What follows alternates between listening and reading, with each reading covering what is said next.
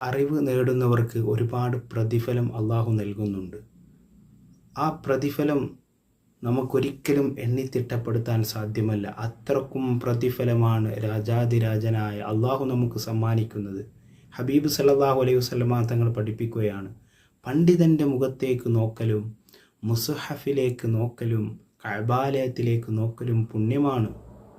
അതുപോലെ തന്നെ ഇൽമിൻ്റെ മജ്ലിസിൽ ഒരാൾ ഇരുന്ന് കഴിഞ്ഞാൽ 1000 റക്അത്ത് അവൻ നമസ്കരിക്കുന്നതിനേക്കാൾ, 1000 രോഗികളെ അവൻ സന്ദർശിക്കുന്നതിനേക്കാൾ, 1000 ജനാസയിൽ അവൻ സംഗമിക്കുന്നതിനേക്കാൾ പ്രതിഫലമാണ്, പുണ്യമാണ് എന്ന് ഹബീബുന മുഹമ്മദ് മുസ്തഫ സല്ലല്ലാഹു അലൈഹി വസല്ലമ തങ്ങൾ പഠിപ്പിക്കുകയാണ്. അതുകൊണ്ട് നമ്മൾ ഇൽമ് കരഗതമാക്കണം.